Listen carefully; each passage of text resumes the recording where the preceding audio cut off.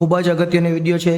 વિભાગ સી ની અંદર આપણને કેટલા પ્રશ્નો પૂછાય તો વિભાગ સી ની અંદર આપણને કુલ 8 પ્રશ્નો પૂછાશે અને એમાંથી આપણે 5 લખવાના રહેશે। એકના 3 ગુણ એટલે આ વિભાગ 15 માર્ક્સનો રહેવાનો છે। આ 15 માર્ક્સની અંદર કયા કયા પ્રશ્નો પૂછાય એની તૈયારી માટેનો આ વિડીયો છે। એટલે એક પ્રશ્ન પૂછાય બીજું ચેપ્ટર વ્યવહારોની દ્વિઅસર અને ખાતાના પ્રકારો, એમાંથી એક પ્રશ્ન પૂછાશે। એમાં 4 પ્રકારના પ્રશ્નો પૂછી શકાય, એમાંથી કયો પ્રશ્ન પૂછાય એની આપણે વાત કરવાના છે। એટલે ખૂબ અગત્યનો વિડીયો છે, ખાસ ધ્યાન આપીને આ વિડીયોને સમજજો, કારણ કે આ વિડીયોમાંથી તમને દાખલાઓ પૂછાશે। તો સૌ પ્રથમ કયો દાખલો આપણને પૂછાઈ શકે? હવે પહેલો પ્રશ્ન એવો છે કે નીચેના વ્યવહારો આર્થિક છે કે બિન આર્થિક જણાવો। આવો પ્રશ્ન તમને પૂછાય તો તમારે શું કરવાનું? તમારે પહેલા વ્યવહાર લખવાના, એટલે કે પહેલો 1 નંબરનો વ્યવહાર એની નીચે જવાબ, 2 નંબરનો વ્યવહાર એની નીચે જવાબ, 3 નંબરનો વ્યવહાર એની નીચે જવાબ, અથવા બાજુમાં પણ લખી શકો। આર્થિક કે બિન આર્થિક ખાલી એટલું જ જોવાનું છે। તો પહેલો વ્યવહાર જોઈએ આપણે। 30,000 નો માલ પારસ પાસેથી ખરીદ્યો। એનો મતલબ આજે નહીં ને કાલે પૈસાની લેવડ દેવડ થવાની છે। વ્યવહાર ભલે ઉધાર છે, આપણને ખબર પડી ગયો વ્યક્તિનું નામ એટલે ઉધાર, પણ આ વ્યવહાર કયો વ્યવહાર કહેવાય? તો આર્થિક વ્યવહાર કહેવાય। એટલે તમારે લખવાનું આર્થિક વ્યવહાર। શું કરવાનું છે તમારે? આ જે વ્યવહાર છે એ આખો જ અહીંયા લખી દેવાનો અને એની નીચે લખવાનું આર્થિક વ્યવહાર। એ જ રીતના ત્યાર પછીનો પોઈન્ટ જોઈએ। અહીંયા લખેલું છે દિવ્ય ભાસ્કરનું જાહેરાતનું બિલ ચૂકવ્યું। બિલ ચૂકવ્યું એનો મતલબ કે રોકડ જાય તો આપણને ખબર છે કે એ રોકડ વ્યવહાર કહેવાય, પણ અહીંયા આપણે રોકડ નથી લખવાનું, આપણે આર્થિક કે બિન આર્થિક, એટલે આપણે અહીંયા લખીશું આર્થિક વ્યવહાર। આ વ્યવહાર પણ કયો વ્યવહાર કહેવાય? આર્થિક વ્યવહાર કહેવાય। ત્યાર પછી વાત કરીએ ત્રીજો પોઈન્ટ, 30,000 નો માલ મોકલવાનો ઓર્ડર મળ્યો। ઓર્ડર મળ્યો એનો મતલબ હજુ સુધી માલ મોકલ્યો નથી। માલ મોકલ્યો નથી એનો મતલબ કે આ બે વ્યવહાર કેવો કહેવાય? તો બિન આર્થિક વ્યવહાર કહેવાય। આ વ્યવહાર છે બિન આર્થિક વ્યવહાર। તમારે યાદ શું રાખવાનું? આર્થિક કોને કહેવાય? જો નાણાંની લેવડ દેવડ થતી હોય અથવા ભવિષ્યમાં પણ નાણાંની લેવડ દેવડ થવાની હોય તો એ વ્યવહાર કેવો વ્યવહાર કહેવાય? આર્થિક વ્યવહાર કહેવાય। પણ જો તમને આવું ઓર્ડર મળ્યો એવું આપે તો એને શું કહેવાય? તો એને કહેવાય બિન આર્થિક વ્યવહાર। એટલે એક પ્રશ્ન આપણને આવો પૂછાઈ શકે। કેવો પૂછાય આપણને ખબર નથી, પણ ઘણી બધી સ્કૂલો છે, એટલે ઘણી બધી સ્કૂલોની અંદર અલગ અલગ પ્રકારના પ્રશ્નો પૂછાઈ શકે। એટલે એક પ્રશ્ન આવો પૂછાય। બીજો પ્રશ્ન પૂછાય વ્યવહાર રોકડ છે કે ઉધાર। વ્યવહાર કયો છે? રોકડ છે કે ઉધાર વ્યવહાર છે? આવો પ્રશ્ન આપણને પૂછાય તો આપણે શું કરવાનું? જો નીચેના વ્યવહારો રોકડ છે કે ઉધાર તે જણાવો। ફરીથી મેં તમને કીધું એ પ્રમાણે તમારે શું કરવાનું છે? તમારે 3 પોઈન્ટ લખી દેવાના, એટલે નંબર 1, નંબર 2 અને નંબર 3। 1 ની નીચે જવાબ, 2 ની નીચે જવાબ, 3 ની નીચે જવાબ, એટલે 1, 2 અને 3 આખા સવાલ લખી કાઢવાના અને પછી એની નીચે જવાબ લખવાનો। પહેલો સવાલ જોઈએ આપણે, શું છે પહેલામાં? તો 10,000 નો માલ ખરીદ્યો। માલ ખરીદ્યો એટલે પૈસા આવે કે જાય? પૈસા જાય પણ રોકડ શબ્દનો ઉલ્લેખ નથી, વ્યક્તિના નામનો પણ ઉલ્લેખ નથી। જો રોકડ અને વ્યક્તિનું નામ બંનેનો ઉલ્લેખ નહીં હોય તો પણ એ વ્યવહાર રોકડ વ્યવહાર કહેવાય। ફક્ત એક જ કન્ડિશન એવી છે જ્યાં ફક્ત ને ફક્ત વ્યક્તિનું નામ આપેલું હોય તો જ એ વ્યવહાર કયો વ્યવહાર કહેવાય? ઉધાર વ્યવહાર કહેવાય। ફરીથી બીજો વ્યવહાર જોઈએ। 3500 કમિશનના મળ્યા। કમિશનના મળ્યા એટલે રોકડ આવે તો રોકડ ઉધાર, પણ વ્યવહાર રોકડ વ્યવહાર જ કહેવાય, કેમ કે રોકડ શબ્દનો ઉલ્લેખ નથી થયો તો પણ કેવો વ્યવહાર કહેવાય? રોકડ વ્યવહાર કહેવાય। અને છેલ્લો વ્યવહાર તમે જોઈ શકો અહીંયા શું આપેલું છે? 30,000 નું લેપટોપ રાજેશ પાસેથી ખરીદ્યું। અહીંયા તમે વ્યક્તિનું નામ જોઈ શકો છો અને વ્યક્તિના નામના સાથે રોકડનો ઉલ્લેખ નથી।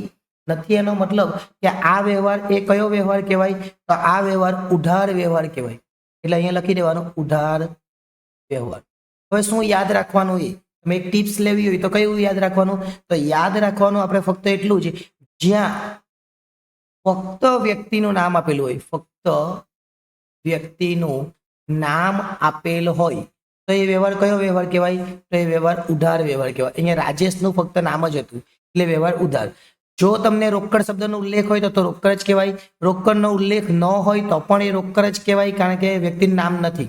અહીંયા પણ રોકડનો ઉલ્લેખ નથી પણ વ્યક્તિનું નામ નથી એટલે એ પણ એ રોકડ વ્યવહાર કહેવાય। બીજા પ્રશ્નો જોઈએ, હજુ આપણી પાસે પ્રશ્નો છે। ચલો એના પછીનો પ્રશ્ન છે એ તમે જોઈ શકો। અહીંયા આપણને એક પ્રશ્ન પૂછેલો છે, માલ મિલકત, ઉપજ ખર્ચ અને વ્યક્તિ ખાતાના ઉધાર જમાના નિયમો આ નિયમો આપણને પૂછાય, આપણને બધાને આ નિયમો ખબર હોવા જોઈએ. પહેલું કયું ખાતું? તો પહેલું ખાતું આવે વ્યક્તિ ખાતું. બીજું કયું ખાતું? તો બીજું ખાતું આવે માલ મિલકત ખાતું. અને ત્રીજું કયું ખાતું? તો ત્રીજું ખાતું આવે ઉપજ ખર્ચ ખાતું. ઉપજ ખર્ચ. હવે આ ત્રણે ત્રણના નિયમો આવે, એ ત્રણે ત્રણના નિયમો આપણે જોઈએ. પહેલું વ્યક્તિ ખાતું છે, તો વ્યક્તિ ખાતાનો નિયમ કયો? લાભ લેનાર ખાતે ઉધાર. લાભ લેનાર ખાતે ઉધાર. અને લાભ આપનાર ખાતે જમા. આવું આપણે લખવાનું. અહીંયા ઉધાર આખું લખી દેવાનું અને જમા. ત્યાર પછી માલ મિલકત ખાતાનો નિયમ કયો? તો માલ મિલકત ખાતાનો નિયમ આવે માલ કે મિલકત આવે તો ઉધાર, આવે તો ઉધાર, અને માલ કે મિલકત જાય તો જમા. આ ત્રણ જ લખવાનું છે અને આટલું લખ્યું એટલે તમારા 3 માર્ક્સ પાક્કા થઈ જાય. ઉપજ ખર્ચ ખાતાનો નિયમ કયો? તો ઉપજ ખર્ચ ખાતાનો નિયમ ખર્ચ કે નુકસાન ઉધાર. ખર્ચ કે નુકસાન હોય, ખર્ચ કે નુકસાન હોય તો એ ઉધાર, અને ઉપજ હોય કે પછી લાભ હોય તો જમા. બસ આટલી વસ્તુ યાદ રાખો એટલે તમારા કેટલા માર્ક્સ આવી જાય? તમારા 3 માર્ક્સ આવી જાય. પહેલું કયું? લાભ લેનાર ખાતે ઉધાર, લાભ આપનાર ખાતે જમા. બીજું કયું? આવે તો ઉધાર, જાય તો જમા. બીજું કયું? ખર્ચ કે નુકસાન ઉધાર, ઉપજ કે લાભ જમા. એટલે આ પણ આપણને પૂછાઈ શકે. હવે આપણને ઇમ્પોર્ટન્ટ છે, આ પણ પૂછાય. એટલે શું કીધેલું છે આપણને? વ્યવહાર રોકડ છે કે ઉધાર તે જણાવવાનું છે, જે આપણે ઉપર જોઈ લીધું. વ્યવહાર રોકડ છે કે ઉધાર, ફરીથી આપણે જોઈ લે. જો પહેલામાં શું કીધું છે? 10,000 નો માલ વિશાલને વેચ્યો. ફક્ત ને ફક્ત વ્યક્તિનું નામ જ છે, રોકડ શબ્દનો કોઈ જગ્યાએ ઉલ્લેખ નથી. એનો મતલબ આ વ્યવહાર કયો વ્યવહાર કહેવાય? તો આ વ્યવહાર એ ઉધાર વ્યવહાર કહેવાય. એટલે પહેલો વ્યવહાર એ કયો વ્યવહાર? ઉધાર. બીજો વ્યવહાર, બીજા વ્યવહારમાં શું કીધું? વીજળી બિલ 3500 ચૂકવ્યું. વીજળી બિલ ચૂકવેલું છે અને કેટલું? 3500 ચૂકવી દીધું. એનો મતલબ પૈસાની લેવડ દેવડ થઈ ગઈ. પૈસાની લેવડ દેવડ થઈ ગઈ એનો મતલબ આ વ્યવહાર કયો વ્યવહાર કહેવાય? તો રોકડ વ્યવહાર કહેવાય. એટલે બીજો વ્યવહાર રોકડ વ્યવહાર. હવે ત્રીજો વ્યવહાર, ત્રીજા વ્યવહારમાં શું કીધું છે? 30,000 નું ફર્નિચર આગમ ફર્નિચર માર્ટમાંથી ખરીદ્યું. વ્યક્તિ છે, વ્યક્તિ એટલે કૃત્રિમ વ્યક્તિ છે અને રોકડ શબ્દનો ઉલ્લેખ નથી. તો આ વ્યવહાર કયો વ્યવહાર કહેવાય? તો આ વ્યવહાર પણ ઉધાર વ્યવહાર કહેવાય. એટલે આવો એક પ્રશ્ન આપણને પૂછાય તો આપણે ધ્યાન રાખવું. આગળ જોઈએ. આપણને બીજો એક પ્રશ્ન પૂછેલો છે. આ પ્રકારનો પ્રશ્ન પણ આપણને પૂછાઈ શકે. નીચેના વ્યવહારો માહીના ચોપડે કયા ખાતે ઉધાર અને કયા ખાતે જમા કરશો તે જણાવવાનું. ખાલી એટલું જ જણાવવાનું છે કે કયા ખાતે ઉધાર થશે અને કયા ખાતે જમા થશે.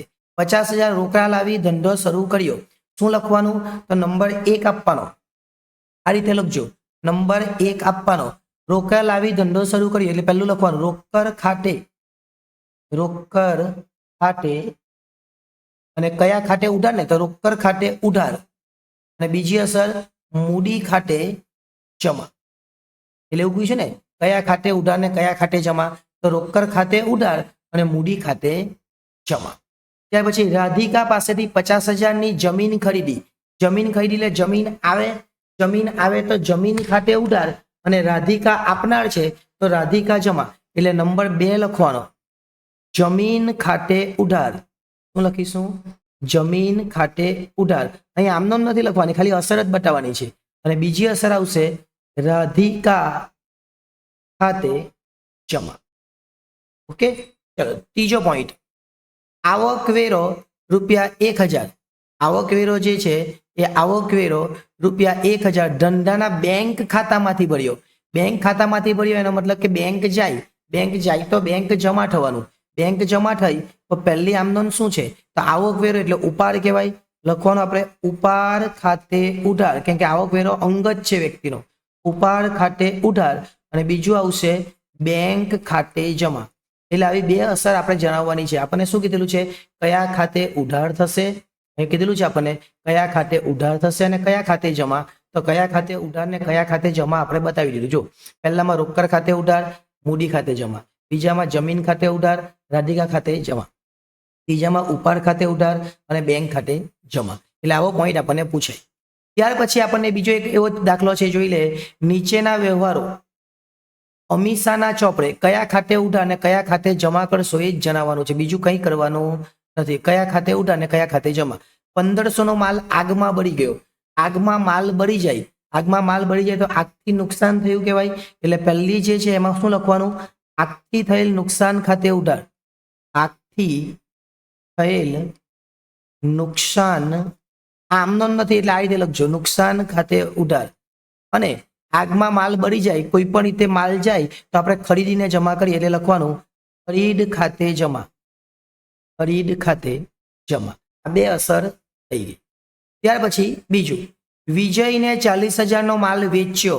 વિજયને તમે 40,000 નો માલ વેચ્યો એટલે વિજય કોણ કહેવાય? વિજય લેનાર કહેવાય. એટલે લખવાનું પહેલું વિજય ખાતે ઉધાર. શું લખવાનું પહેલા? વિજય ખાતે ઉધાર. અને વેચે તો માલ જાય એટલે બીજું લખવાનું વેચાણ ખાતે, વેચાણ ખાતે જમા. હવે નંબર 3 ની વાત કરીએ. નંબર 3 માં એવું કીધેલું છે 2000 નો માલ વિજયે પરત કર્યો. પહેલા વિજય લેનાર હતો એટલે વિજયને ઉધાર કરેલો. હવે વિજય પરત કરે છે એટલે વિજય કોણ છે? આપનાર. એટલે વિજય કોણ થશે? વિજય આપનાર એટલે જમા થવાનો. માલ પરત કર્યો, વેચેલો માલ પરત કર્યો તેને શું કહેવાય? વેચાણ પરત કહેવાય. તો લખવાનું અહીંયા વેચાણ પરત ખાતે ઉધાર. વેચાણ જમા અને વેચાણ પરત ઉધાર. વેચાણ પરત ખાતે ઉધાર. અને બીજી અસર આવે વિજય ખાતે જમા. એટલે આવો દાખલો પણ આપણને પૂછાય તો આપણે કરી લેવાનો. ઓકે, ચલો એના પછી જોઈએ. એના પછી પણ એવો એક બીજો દાખલો છે, એ પણ આપણે ફટાફટ પૂરો કરી લઈએ. 2000 નો માલ રાજને ચૂકવ્યો, પણ રાજ વ્યક્તિ છે અને ચૂકવી દીધો એટલે રોકડ વ્યવહાર કરતા રાજ કોઈ જગ્યાએ આવે નહીં. તો પહેલી અસર શું આવે? તો પહેલી અસર આવવાની પગાર ખાતે ઉધાર. પગાર ખાતે ઉધાર. અહીંયા રાજ નહીં આવશે, ખાસ ધ્યાન આપજો. અને બીજી અસર આવે રોકડ ખાતે જમા. રોકડ ખાતે જમા. આ નંબર 1 ની વાત થઈ. નંબર 2 છે 20,000 નું યંત્ર પટેલ બ્રધર્સ માંથી ખરીદ્યું. યંત્ર ખરીદ્યું એટલે યંત્ર આવે એટલે પહેલી અસર યંત્ર ખાતે ઉધાર. અને જેની પાસેથી ખરીદ્યું એ આપનાર કહેવાય. એટલે કોણ? તો પટેલ બ્રધર્સ. પટેલ બ્રધર્સ ખાતે જમા. ઓકે, ચલો ત્રીજો પોઈન્ટ. ત્રીજો પોઈન્ટ આપણને કંઈક એવો આપેલો છે 20,000 જે છે 20,000 ગીતિકા પાસેથી રોકડા મળ્યા. રોકડા મળ્યા, શેના મળ્યા ખબર નથી એટલે ગીતિકાનું નામ આવવાનું. ગીતિકા આપે છે અને પૈસા આવે છે એટલે નંબર 3 રોકડ ખાતે ઉધાર. એટલે કે રોકડ આવે, રોકડ ખાતે ઉધાર. અને આપનાર કોણ છે? ગીતિકા. લખવાનું ગીતિકા ખાતે જમા. ગીતિકા ખાતે જમા. પણ ગીતિકાએ કમિશન ના આપેલા હોય, ગીતિકાએ દલાલી ના આપેલા હોય તો ગીતિકાનું નામ નહીં આવે. ગીતિકાએ શેના પૈસા આપ્યા ખબર નથી એટલે એનું નામ આવે છે. ઓકે, ચલો ત્યાર પછીનો પ્રશ્ન આમાંથી કયો પૂછાય? ઉધાર છે કે જમા? ફરીથી એવો જ એક પ્રશ્ન છે. 15,000 બેંક ઓફ બરોડામાં ભર્યા. હજુ એક સવાલ છે આની અંદર એટલે જોઈ લેજો. બેંક ઓફ બરોડામાં ભર્યા એટલે રોકડ જાય, રોકડ જાય તો જમા, પણ બેંક લેનાર કહેવાય એટલે અસર આવશે બેંક ખાતે ઉધાર. આ આમનોન પર આવડી જશે, આમાં આમનોન પર આવશે અને રોકડ ખાતે જમા. આવો પણ એક પ્રશ્ન પૂછાય. બીજું, બીજામાં શું કીધેલું છે? હિમા પાસેથી 40,000 નો માલ ખરીદ્યો. ખરીદ્યો તો માલ આવે અને ખરીદ્યો કોની પાસેથી? હિમા પાસેથી. એટલે લખવાનું ખરીદ ખાતે ઉધાર. અને હિમા પાસેથી કરી એટલે હિમા કોણ કહેવાય? આપનાર. એટલે હિમા ખાતે જમા. નંબર 3 ની વાત કરીએ. આવો પ્રશ્ન પૂછાય તો કામ લાગે, આમનોનમાં બી કામ લાગશે. ધર્મદામાં આપેલો છે. ધર્મદામાં માલ આપે તો એને ધર્મદા ખર્ચ કહેવાય. એટલે ત્રીજો પોઈન્ટ લખીએ આપણે ધર્માદા ખર્ચ ખાતે ઉધાર. એનાથી બહારનું કંઈ પૂછાય નહીં. અને કોણ ક્યાં આપેલો છે? માલ જાય. માલ આપેલો હોય તો ખરીદીને જમા કરવાનું. અને જો માલની જગ્યાએ રોકડ આપેલો તો રોકડ જમા કરવાનું. એટલે લખવાનું ખરીદ ખાતે જમા. ખરીદ ખાતે જમા. આ જ વસ્તુ આપણને ખાસ આમનોનમાં પણ પૂછાઈ શકે. ઓકે, ચલો આગળ ચાલીએ. હવે જો ફરીથી એક પ્રશ્ન છે. ભાડાના 15,000 રોકડા મળ્યા એટલે રોકડ ખાતે ઉધાર, ભાડા ખાતે જમા. ફટાફટ પૂરું. પુત્રીની કોલેજ ફીના 4,000 ચૂકવ્યા. પુત્રીની કોલેજ ફી એટલે ઉપાડ. ઉપાડ ખાતે ઉધાર, રોકડ ખાતે જમા. 17,000 પગારના ચેકથી ચૂકવ્યા. પગાર ખાતે ઉધાર, બેંક ખાતે જમા. આ રીતે લખી દેવાનું. ત્યાર પછી આગળ જોઈએ 60,000 રોકડા લાવી ધંધો શરૂ કર્યો. રોકડ ખાતે ઉધાર, મૂડી ખાતે જમા. જેઠાલાલને 40,000 નો માલ વેચ્યો. વેચે તો માલ જાય. જેઠાલાલ ખાતે ઉધારથી વેચાણ ખાતે જમા. 2,000 નો માલ જેઠાલાલને પરત કર્યો. પરત વેચેલો માલ પરત કર્યો એટલે વેચાણ પરત ઉધાર ને જેઠાલાલ જમા. હવે જે પોઈન્ટ આવવાના છે અગત્યના છે, આ પહેલા જોઈ લે ને પછી આપણે બહુ અગત્યનો દાખલો જોવાના છે, એ પણ આમાં છે. હિમાની પાસેથી 40,000 નો માલ ખરીદ્યો. આ એકવાર આવી ગયું તો પણ જોઈ લે. ખરીદ ખાતે ઉધાર તે હિમાની ખાતે. યંત્ર સમારકામનું બિલ ચૂકવ્યું. યંત્ર સમારકામ એટલે યંત્ર ખાતે ઉધાર અથવા સમારકામ ખર્ચ ખાતે ઉધાર અથવા યંત્ર ખાતે ઉધાર એવું લખો તો પણ ચાલે. નહીં તો લખવાનું સમારકામ ખર્ચ ખાતે ઉધાર તે રોકડ ખાતે. 30,000 બેંક ઓફ ઇન્ડિયામાંથી ઉપાડ્યા. રોકડ આવે એટલે રોકડ ખાતે ઉધાર તે બેંક ઓફ ઇન્ડિયા ખાતે અથવા બેંક ખાતે. હવેનો જે પોઈન્ટ છે ખાતાઓનું વર્ગીકરણ. ખાતાઓનું વર્ગીકરણ કેવી રીતે કરવાના ખાસ ધ્યાન આપજો. પહેલા તમારે શું લખવાનું? તમારે લખવાનું 3 ખાતાના નામ. એક બાજુ લખવાનું વ્યક્તિ ખાતું, પછી લખવાનું માલ મિલકત ખાતું, પછી લખવાનું ઉપજ ખર્ચ ખાતું અથવા ખાતા, જે લખે તે ખાતું અથવા ખાતા. ઓકે, આ 3 લખી દે. વ્યક્તિ ખાતું, માલ મિલકત ખાતું, ઉપજ ખર્ચ ખાતું. આવું બોક્સ બનાવી દે તો પણ ચાલે તમે, અને બોક્સ નહીં બનાવે તો પણ ચાલે. તમે સ્કેલ લઈ ને એમ બોક્સ બનાવી દો સીધું જ લાઈન કરીને તો પણ ચાલે. બરાબર, વ્યવસ્થિત કરજો. આ તો ખાલી સમજાવવા માટે કરું છું એટલે. પહેલું છે સ્ટેશનરી ખાતું. સ્ટેશનરી એ ખર્ચ છે તો ખર્ચ ક્યાં આવે? ઉપજ ખર્ચમાં. એટલે અહીંયા લખવાનું સ્ટેશનરી ખર્ચ. સ્ટેશનરી ખાતું. સ્ટેશનરી સ્ટોક હોય તો માલ મિલકતમાં આવે. સ્ટેશનરી સ્ટોક હોય તો માલ મિલકતમાં, યાદ રાખજો. ત્યાર પછી સ્ટેશનરી સ્ટોક આવી ગયું, એની નીચે છે જ એટલે અહીંયા લખવાનું સ્ટેશનરી સ્ટોક. ક્યાં આવશે? માલ મિલકતમાં. એ લખવાનું સ્ટેશનરી સ્ટોક ખાતું. ચલો, ત્યાર પછી ગાલખાદ નુકસાન કહેવાય. ખર્ચ કે નુકસાન ઉપજ ખર્ચમાં આવે એવું આપણે વાત કરી. અહીંયા લખવાનું ગાલખાદ ખાતું. ગાલખાદ ખાતું. ત્યાર પછી આગળ વાત કરીએ. ગાલખાદ ખાતું પછી શું છે? તો ત્યાર પછી આપણે જોઈ શકીએ રિલાયન્સ કંપનીનું ખાતું. રિલાયન્સ કંપની એક કૃત્રિમ વ્યક્તિ છે, કારણ કે સંસ્થા છે. કૃત્રિમ વ્યક્તિ એટલે અહીંયા આવશે રિલાયન્સ કંપનીનું ખાતું. કંપનીનું ખાતું આ રીતે તમારે લખવાનું રહેશે. ત્યાર પછી આગળ જોઈએ રિલાયન્સ કંપનીના શેરનું ખાતું. એટલે આપણે એમાં ઇન્વેસ્ટ કરેલું છે. ઇન્વેસ્ટ કરેલું આપણી મિલકત કહેવાય. એટલે અહીંયા લખવાનું રિલાયન્સ, માલ મિલકતમાં આવશે, આપણી મિલકત કહેવાય ને.